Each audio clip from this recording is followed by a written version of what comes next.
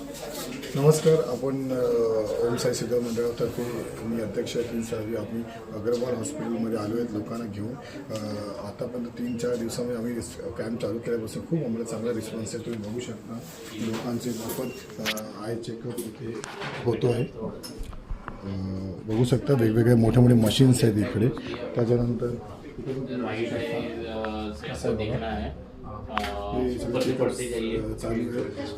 खूप लोक आलेली आहेत. तुम्ही बघू शकता.